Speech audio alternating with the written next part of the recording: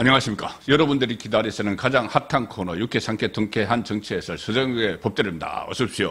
안녕하세요. 11월입니다. 11월. 예. 자, 11월 그토록 기다리던 11월 일촉즉발의 긴장감이 지금 감돌고 있는데 한마디로 말씀 딱 드리면은 제가 지금 이거 볼 때 사법과 정치의 싸움이에요. 11월에 사법과 정치가 전쟁을 벌입니다.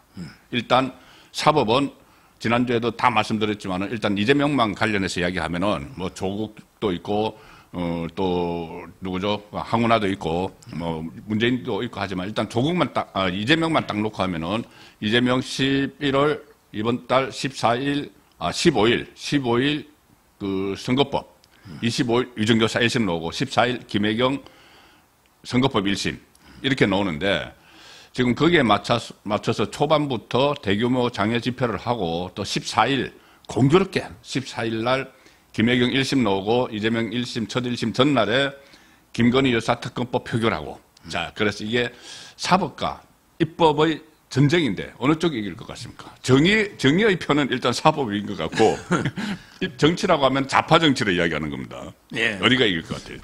근데 우리 헌법 교과서를 보면요. 예. 정치는 이제 보통 민주주의고요. 사법은 이제 그 법치주의인데. 아, 그렇지. 보통은 이제 예, 그 예. 법치주의하고 민주주의가 보통은 이제 같이 가는데 예. 때로는 상충할 때가 있어요. 예. 법치가. 왜냐하면 이게 민주주의는 숫자거든요. 민주주의는 숫자다. 99%가 이게 그 해도 예. 법치는 이제 그게 아니에요. 예. 법원칙은 정의거든요. 예. 그렇지. 따라서 이제 그 때로는 이게 그 법치라는 게 소수자 같은 사람들 인권도 보호하고 이런 게 노잖아요. 그래서 저는 법치주의하고 이제 그 민주주의 정치는요. 작동의 영역이 틀리고 서로 이게 간섭 안 하는 게 맞아요. 그렇죠. 그런데 지금 저는 뭐 간섭하잖아. 그러니까 이게 문제예요. 지금은 이제 그 지지율이나 윤석열 때도 지지율 떨어지니까 이제 그 민주당이나 조국당이나 좌파들이 오히려 이제 그 비사법적인 방법. 그렇죠. 이게 정치잖아요. 예. 이걸로 이게 그 자기들 방탄하려고 하는데 저는 뭐 결국 영향 안 받을 겁니다. 영향 안 받는다. 우리 법치를 수호하는 판사님들, 그다음에 그 검사 준사법기관이죠. 소신대로 하기 때문에 결론적으로는 이제 그 정치에서 아무리 급박하고 뭐 이게 해도 사법부는 흔들림 없이 간다. 이렇게 보고 있어요. 그러니까 이 조국이 지난번에 그 정치에 뛰어들기 전에 비법률적 방식으로 명예를 회복하겠다고 했잖아요. 그런데 조국은 법대 교수고 서울법대 교수고 그다음에 민정수석을 했고 법무부 장관을 했는데 비법률적 방식 이렇게 이야기하고 이재명도 변호사잖아요. 변호사인데 비법률적 방식 이렇게 이야기하는 것이 법률적으로는 본인들이 안 되는 걸 알기 때문에 그런 거죠. 그렇죠. 법률적으로는 도저히 방어가 안 되니까 사법적으로 방어하자는 정치적으로 방어하자는 거잖아요. 그럼요. 지금 이제 그 자기들도 뭐 도저히 법리로 다투 가지고는 희망이 없다. 이래서 이제 그 비사법적인 방법으로 돌파해 보자. 뭐 이런 이야기예요. 비법률적인 게 비사법적이잖아요. 그렇죠. 비사법적. 근데 뭐 이제 정치가 사법을 덮어버리려는. 근데 저는 그게 말이 안 되는 게 예를 들어 이제 뭐 조국이가 국회의원을 하고 이런 데서 그 명예회복이 됩니까? 명예회복은커녕 저는 저 명예 더 갉아먹고 있다고 생각해요. 그러니까 오히려 그런 데서 뭐 옷에 몸에 맞지 않는 옷을 입어가지고. 그러니까 그런 데서 그 법치라는 기차가 조국이 뭐 개짖는 소리 해도 그 달리듯이. 그렇죠. 따라서 저는 뭐 아무리 명예회복이 안 되는 거고요. 이재명도 마찬가지예요. 절대 대통령 될 일이 없다 보지만 뭐 대통령이 되든 안 되든 정치에서 이게 어떻게 되든 간에 그게 그 명예회복이 된다거나 또는 이제 그 비법률적인 방법으로 방탄이 안 돼요. 저는 절대 불가능합니다. 우리 일단 구형까지 검찰의 자세 봤잖아요.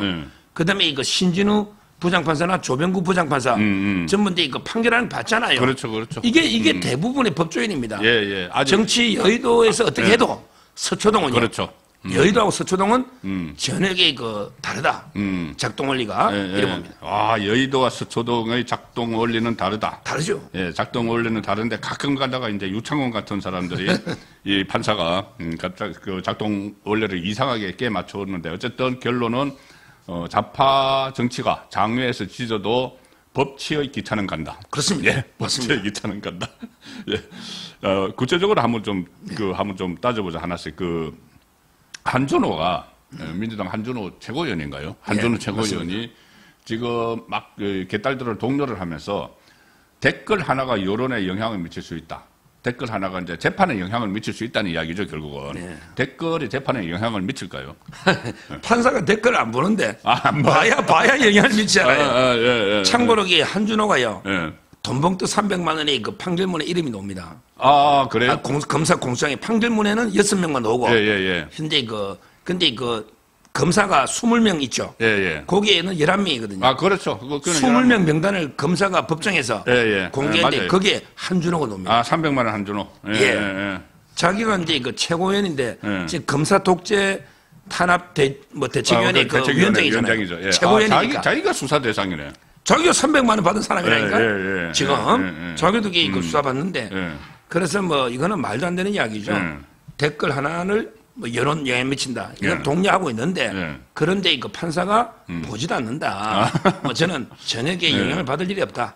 탄원서는 뭡니까? 탄원서는 이제 한두 개 내만 보는데요. 마요만 못 보죠.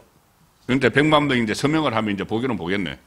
만약 지금 100만 명이 서명을 다 하면. 그 서명을 이런 볼 필요는 이런 게 들어왔구나. 들어왔구나. 그러나 밑에 직원한테 야 철은 해놔야 돼. 버리면 안 돼. 쓰레기통에 버리면 안 돼. 모든 서류는 철을 해놔야 돼. 그래, 철은 할게. 그러니까 이제 기록이 두꺼워지는 거지. 그걸 이렇게 뭐 100만 명이 몇 명이 살려보거나 뭐 보거나 이런 일은 이제 저는 없다. 보통은 이제 그 일반 피고인이 탄원서 한두 장 내잖아요. 이러면 이게 그 읽어봅니다. 근데 이런 식으로 정치재판에 막 무더기로 탄원서 내잖아요. 이런 거는 이제 그 판사가 안 보고요. 지금 판사는 이제 그 초안이 한 5일 전까지 늦어도 3일, 5일 전까지 이게 끝나야 되거든요. 그러면 이게 그 선고를 하잖아요. 지금 이제 판결문 말씀이죠. 판결문. 아마 이제 그 주심 판사가 판결은 다 쓴 것 같아요. 이학인 주심 판사 상당히 똑똑하거든요. 주심 판사가 이제 그 초안을 쓴 것 같아요. 이걸 가지고 이제 그 3명의 판사가 계속 판결문을 놓고 하나하나 이제 그 토론하겠네. 합의 과정이라고. 그렇죠. 합의 과정. 말 그대로 합의부잖아요. 서울중앙지법 형사합의 34부. 그러니까 초안 놓고 이게 한 줄 한 줄 팩트부터 판결문이 그 제일 먼저 나온 게 사실관계가 나오고 그다음에 이제 그 법률 적용이 나오고 그다음에 결론이 나오거든요. 사실관계도 중요하잖아요. 하나하나 그 한 줄 한 줄 팩트마다 이견이 있냐 없냐 이런 이제 과정이 엄청나게 힘들 거예요. 제가 전에 그 양성태 판결문 쓴 판사 보니까요. 한 2년 동안 아무도 안 만났대. 판결문을 3,000페이지를 써버린. 3,200페이지. 1,010권. A4 용지로? 판결문이 A4지도 뭐 컴퓨터 치잖아요. 판결문 용지. A4 용지로? 판결문 용지 그렇잖아요. 3,200페이지. 책이 몇 권 나올 텐데요? 300번에 책이 10건이야. 그렇죠. 근데 2, 3년 동안 아무도 안 만났대. 대단하네. 판사들. 양성태 대법원장 그 판결문이. 근데 그렇죠. 그건 역사에 남을 또 판결문이잖아요. 어쨌든 간에. 이재명 진짜 역사에 남죠. 아마 판사들은 모든 일정 다 끊었을 겁니다, 지금. 모든 일정 끊고 판결문 가지고 정보가 또 세면 안 되잖아. 그렇죠. 보안이 생명이야. 이 3명 외에 누가 알아버리면 난리 나지. 합숙은 안 하겠나? 뭐 합숙은 집에는 가겠지만 계속 모여가지고 이제 그 역사적인 엄청난 사명감이잖아요. 그렇죠. 보안이 세버리면 안 되잖아. 그렇지. 사실상 합숙. 그러니까 우리가 흘러놓는 이야기가 없어. 전부 다 길을 쫑긋 하고 친한 사람들도 전화 안 받아. 제가 그 주심 말고 배석 판사가 있거든. 박명. 그 친한 분들에게 전화 안 받는데. 판사들이. 왜? 변호인이 이게 궁금하잖아. 자기들도 친한 사람도 많거든, 변호사나. 그러면 이게 수단방법 안 그리고 알아내려고 할 거 아니에요, 민주당도. 민주당 특히 이재명처럼. 그렇죠. 딱 이제 그렇지. 그 사람들도 다 뭐 인맥이 있으니까 막 알아내려고. 지금 분위기가 어때? 그리고 이제 그러면은 뭐 부장판사가 어때? 지금 어떻게? 부장판사 기분이 어때? 부장판사 좀 요새 우리가 이렇게 개딸들 막 탄원서 내고 하니까 좀 효과 있어? 막 이럴 수도 있겠네. 아마 이제 제가 보기에는 3명의 판사가 모든 게 그 외부 연락은 거의 차단할 거고요. 아마 이제 그 판결문을 한 줄 한 줄. 다 이게 역사하지만 또 이게 엄청나게 비판. 만약에 판결 썼는데 명백한 오류가 넣어버리면. 그렇죠. 우리 그 최태원 노소영 판결에. 맞아요. 더셈 뺄셈 이게 틀리는 게 많거든요. 이러면 이게 난리 나잖아. 그렇죠. 엄청나게 긴장감 속에 저는 초안에다가 아마 9%는 완성됐을 거예요. 이제 마지막 글자 다듬으면서 아마 최종적으로 이제 한 3일에서 5일 전까지 나와야 읽어보고 이게 판사가 낭독 선고를 하니까 그렇죠. 지금 긴장감이 아주 감돌고 있습니다. 99% 완성. 자, 지금 저기 한성진 부장판사, 그 다음에 이학인 그 주심이고 박명 배석. 배석이고 이학인 그러니까 자배석, 오배석 이렇게 이야기하잖아요. 이학인, 박명 이 두 사람도 어쨌든 변호사 경력이 있는 사람들이죠. 그럼요. 사법고시 박명은 사법고시 출신이고 이학인은 이게 로스쿨 2기입니다. 로스쿨 2기예요. 제가 이제 이기면은 굉장히 빠른 2015년인 것 같습니다. 10년 됐죠. 제가 이제 한번 한성진 부장에 대해서는 제 서종 TV에서 한번 쫙 취재를 했는데요. 여기서 한번 그 정의당 판결 정치 판결이 많지는 않은데 정의당 관련 사건에 1심에 무죄 놓은 걸 그분이 북부지법에 항소부장할 때 1심 무죄를 유죄로 해가지고 때린 게 있어요. 아, 정의당 관련 한성진 부장판사가 국제인권법연구회 소속이라고 해서 좌파판사 이렇게 돼 있는데 정의당 관련 사건을 뒤집었네요. 그렇습니다. 오히려 유죄로. 그래서 여상원 변호사라고 있죠. 아, 여상원 변호사 있죠. 이분이 방송도 많이 하고 부장판사 출신이야. 그렇죠. 저하고 친하거든요. 인터뷰를 했는데 딱 저하고 생각이 났대. 조의대 대법원장이 특별하게 한성진을 보낸 거예요. 강규태가 나가버렸잖아. 아, 그 강규태 부장판사가 도저히 시간 끌다 못 걸어서 나가면서 나는 자유다 이래버렸고 그 다음에 이제 한성진이 투입됐죠. 그때 이제 그 후임으로 와야 되거든. 정기인사가 아니야. 아, 그렇죠. 중간에 강규태가 나가버렸잖아. 근데 예. 여상훈 변호사 인터뷰를 봤더니 펜의 마이크에 조의대가 오히려 이제 그 의도적으로 한성진을 보냈다. 한성진가 국제인권법 연구회 소속인데. 그렇지. 근데 워낙 원칙이고 균형이 잡혀있고 원칙 소신 판결을 하니 오히려 이게 이재명을 세게 때렸을 때 민주당에서 너가 봐라 국제인권법 연구회 진보 판사도 이재명한테 세게 때리지 않냐 이러면 민주당이 할 말이 없잖아. 할 말이 없죠. 그 의도적으로 조의대가 인사를 했다는 거예요. 이게 여상훈 변호사 인터뷰야. 저도 그 말이 맞다 봐요. 오, 그거는 엄청난 원모 심리인데. 그러니까 조의대 대법원장이 고심 끝에 외형적으로 보면 이게 국제인권법 연구회니까 좌파처럼 보이죠. 근데 실질은 아니 원칙 판사를 고르고 골라서 그러면 이 판사가 이재명에 대해서 뭐 형량을 300만 원, 500만 원 심하게 때려도 그렇지. 아니 국제인권법 연구회 판사 아니냐 이래 일부러 골랐다는 거예요. 그 조의대 대법원장이 고른 거는 맞아. 그럼 이제 조의대 대법원장은 이것은 어떤 판사가 해도 유죄가 나올 거라는 이제 확신이 있었고 유죄가 나오는 확신이 있었고 어차피 유죄 나오려면은 가령 예를 들어서 이 개딸들이 뭐 시비를 걸 수 있는 과거 이제 그 재판 경력을 봐서 좀 우파에 유리하게 했던 판사가 있으면은 그게 오히려 빌미가 되니까 그렇죠. 유죄는 이제 확실한데 어떤 판사가 유죄를 때릴 건가? 그렇죠. 그러면 좌파라고 돼 있는 판사가 유죄를 때리면은 할 말이 없잖아. 할 말이 없죠. 안 때릴 수가 없으니까. 그러니까 거기다가 이제 한성진의 모든 판결을 다 분석했지. 그렇게 대법원에서 이재명 재판의 부장을 얼마나 고심해 골랐겠냐고. 그렇죠. 한 명을 골라가 보내는 거예요. 조의대가. 그런데 조의대 대법원장이 한성진 판결을 다 분석해봤지. 저는 정의당 것만 분석했지만, 그러니까 이 사람에게 치우친 판사가 아니다. 그렇잖아요. 그렇네. 그러니까 이게 원칙 판사다. 이러면서 이게 보냈다는 거는 근데 소속은 국제인권법 연구회인데 또 제가 국제인권법 연구회 몇 명을 취재해봤더니 그 김명수가 만든 거죠 일단. 그게 한 500명 정도 되는데. 맞네. 500명 되는데 골수잡 판사 중에 한 12, 3% 되니까 판사가 3,300 되잖아요. 근데 그 중에 골수가 우리법 연구에서 넘어온 사람들이 있어요. 우리법하고 국제인권법 다 하는. 우리법 연구회의 후신인. 후신이죠. 후신이죠. 거기 골수 좌파는 25명 정도로 불려요. 그 우리법 연구회부터 이렇게 넘어온. 골수는. 골수. 김명수와 같이 했던 골수 20명. 그 다음에 나머지는 이제 뭐 정말 약간 중도인데. 연구를 해보고 싶어서. 뭐 연구라기보다 약간 골수는 아니다 이거지. 골수는 약간 아니다. 진보 성향이 한데. 그러니까 한성진은 이제 할 일은 그쪽이 하고 법관으로서 할 일은 하고 약간 이제 그쪽에 그러니까 그걸 분석을 국제인권법 연구회를 정밀 분석한 저 글을 봤는데 오히려 보수 쪽에 그 민사판례 연구에 있다가 넘어온 사람도 한 20명 돼. 근데 골수 좌파는 25. 옛날에 보수 있다가 진보 쪽으로 온 사람이 한 20 몇 명. 근데 나머지는 정치 색깔보다는 진짜 인권, 국제 이런 거가 400 몇 명이래. 그러니까 제 말은 이게 그 한성진 판사가 국제인권법 연구회라 하도 골수 좌파는 아니다 이 말이야. 그렇네. 그러면 만약에 이제 1심에서 유죄가 나오잖아요. 예. 그러면 뭐 우파나 좌파가 아니고 중도층에 있는 그 국민들이 볼 때 예. 그거 굉장히 효과 있겠네. 저 판사가 저 한쪽에 치우친 판결을 안 했다는 이 인식을 확실하게 줄 수 있잖아. 중도층에게 특히 예. 그 좌파 성향의 판사라고 그 이야기가 되고 있는데, 그렇죠. 그 판사가 이렇게 좋은 거죠. 유죄를 했으면 중도층이 볼 때는 뭐 공개를 못하지. 그렇죠. 판사 공개 못해. 그렇죠. 국제인권연구회 소속의 판사인데. 개딸들은 뭐 막 할 수가 있겠지만은 네. 중도 국민들이 볼 때는 그리고 또 좌파 중에서도 좀 이렇게 생각을 하는 합리적인 이 사람들이 볼 때는 네. 이것을 전혀 수긍을 할 수밖에 없는 그러니까요. 수긍할 수밖에 없는 그런 엄청난 포석을 뒀네. 그러니까요. 근데 오히려 또 이학인 판사도 예. 정치 색깔은 없는데 비슷한 것 같아. 제가 알기에 그 판사들마다 이게 막 물어보거든. 동료 판사들 잘하자. 너 이학인 판사 잘 알아? 예, 예. 평소에 정치 이런 것도 중요하잖아. 이게 그렇죠, 뭐 유창호만 그렇죠. 많이 당했잖아요. 그렇죠. 유창호만 있는 게 아니고 옛날에 권순일이 김명수부터. 예.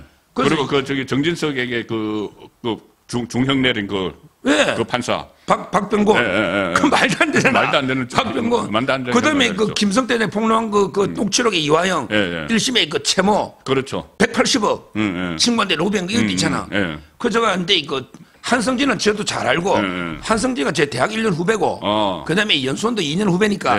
우리 저희 사무실에 30기 한성진 동기가 5명이 있었어. 제가 처음 변호사 할 때. 로펌에. 그러니까 한성진은 제가 근데 우리 동기도 많고 30기. 판사도 동기가 많아.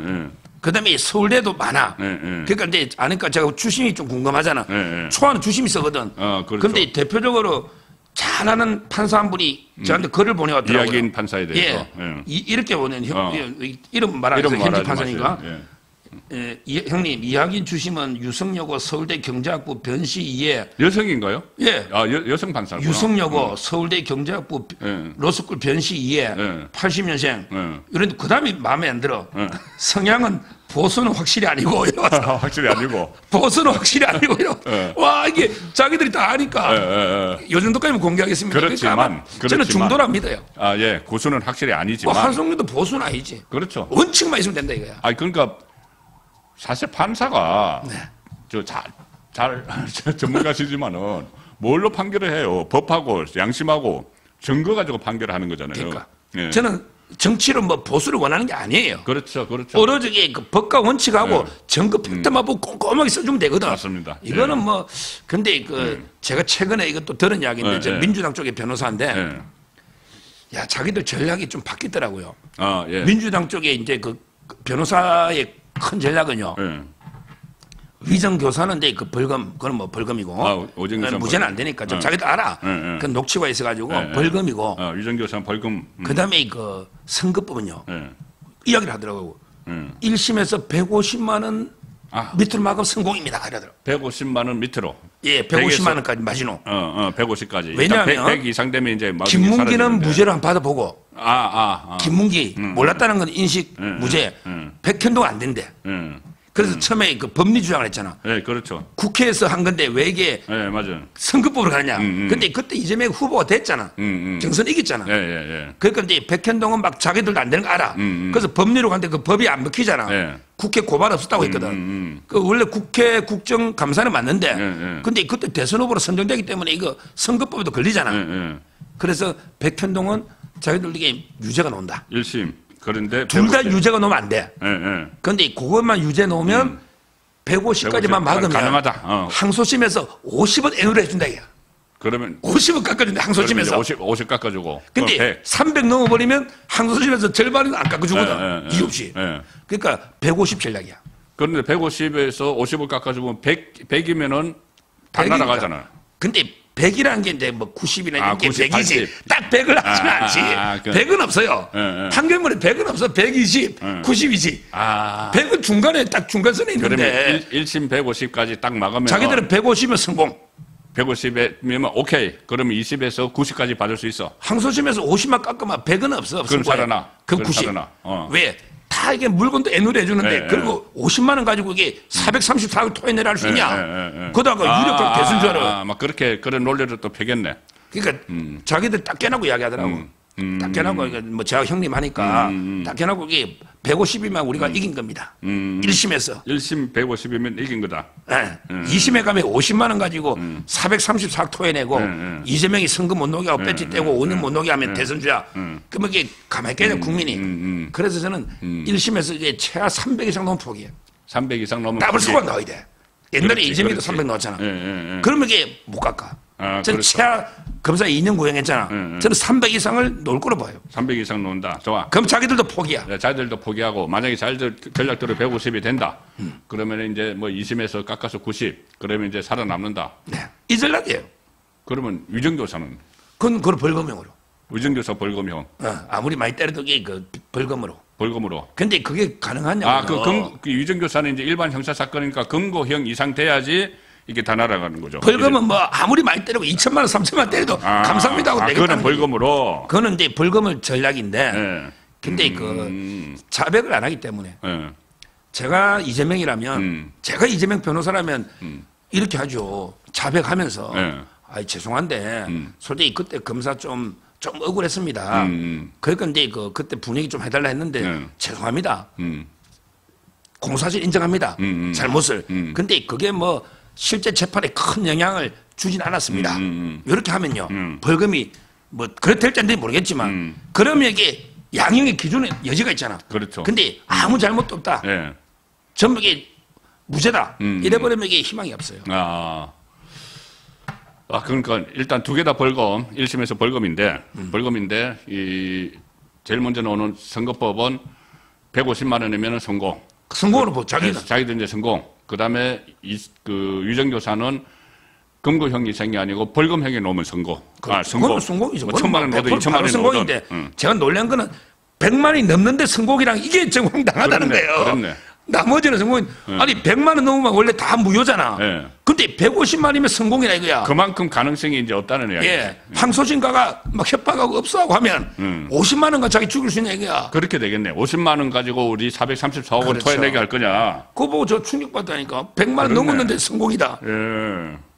참 황당하죠. 50만 원대 434억 원. 그래서 금방 이제 그 말씀하셨잖아요. 일부 마지막으로 그러니까는 양형 이야기를 하셨잖아요. 예. 그러니까는 이제 무죄가 나올 수가 없다고 말씀하셨잖아요. 그런데 지금 이 100만 명 탄원서를 보니까 무죄 탄원서예요. 이게 보통은 선처해달라는 탄원서를 내잖아. 무죄는. 무죄 탄원서라는 거 처음 듣는데 저는. 자기들은 이제 그 무죄 받아야 된다고 생각하는 거지 100만이니까 자백을 안 하니까 자백 안 하면 이게 형량이 높잖아요. 원래 자백을 하면 이게 그 선처가 되는데 그렇지. 부인하면 이게 선처 요소가 없잖아요. 그러니까 무죄를 주장하는데. 어쩔 수 없네. 근데 이것도 제가 한번 서정 TV 했지만 무죄는 어려운 게 자기들도 변호사들은 어렵다고 봐요. 개딸들 말고 이재명 변호사도. 왜냐하면 이게 판사가 판결이 세 가지 종류가 있는데 가장 쓰기 어려운 게 그 무죄입니다. 가장 쉬운 게 뭐냐? 형사재판의 유죄 판결. 이거는 그대로 공장 뺏기고 증거를 검사가 한 거 그대로 하면 돼. 그렇지. 가장 쉬운 게 시험 칠 때 형사 판결의 유죄가 제일 쉽고 오픈북이네, 오픈북. 그 다음에 쉬운 게 민사 판결이야. 민사는 좀 더 공부를 해야 돼. 그게 그렇죠. 공부해야 돼. 복잡하지. 저 노소영 씨 뭐 이거 보니까 복잡하더라고요. 근데 가장 어려운 게 시험 칠 때도 많이 틀리고 형사 무죄야. 형사 무죄. 이거는 이게 엄청나게 판사들이 제일 어려워해. 그래서 요즘 형사재판 기피해가지고 수당도 올려주잖아. 조회들 해보지. 형사재판은 민사재판보다 수당을 더 올려줬어 이번에. 왜 어려우냐? 보세요. 검사가 신청한 정인들이 예를 들어 40명씩 있잖아. 정은. 그 다음에 서류 증거 서정도 있잖아. 무죄 판결 쓰려면 하나하나를 이렇게 이런 이유로 배척해야 돼. 요거는 위법 수집 증거니까 배척. 요거는 전문 증거니까 배척. 요거는 증거 능력이 있는데 신빙성이 좀 약해. 배척. 품이 많이 드네. 하나하나를 다 배척해야 된다. 판결문이. 그래서 이제 그 무죄 판결 솔직히 판사 그러면 안 되지만 옛날에는요. 귀찮아서 근데 유죄 안 싸네. 그래 아주 옛날에. 요즘은 그러면 안 돼. 너무 어려워. 무죄 판결 그거는 모든 법조인들이 다 그렇게 생각해. 가장 어려운 게 그래서 이거 주심 판사들이 무죄를 어떻게 써와? 그러니까. 선거법이나 무죄를 못 써와요. 제 말은 법조인들은 이제 그 이재명도 유죄인데 벌금과 150 이렇게 막아보자. 이런 전략입니다. 알겠습니다. 그거 재밌네. 150. 전략. 그리고 무죄 여기서는 아마 150하면 이재명이 웃을 걸 속으로. 우리가 볼 때는 100만 넘으면 큰일 났다. 근데 자기들은 1심이잖아. 1심이니까 50이야 깎아주겠지. 깎아주겠지. 그리고 그때 이제 개딸도 동원을 하면 되겠지. 434억 원인데 50만 원, 50만 원인데 434억 원. 이걸로 프레임으로 막 끌고, 그리고 또 대법원 한 번 더 있으니까. 대법원은 금액 안 정합니다. 금액이 이제 두 번만 안정하죠. 법률심이니까는. 어쨌든 그렇게 승부수를 걸고 있다는데, 근데 자기들은 일단 유죄를 전제로 150, 그다음에 그 유정교사 벌금형 하는데 탄원서 내는 사람들은 무죄를 주장하니까 앞뒤가 안 맞겠다. 개딸들은 그냥 뭣도 모르고 이게 무죄 다 그런 주장을 하죠. 그런데 알겠습니다. 자, 11월 전국 대란 초입에 전해드리고 있는 서정국의 법대로 잠시 후에 2부에서 다시 뵙겠습니다. 고맙습니다. 감사합니다.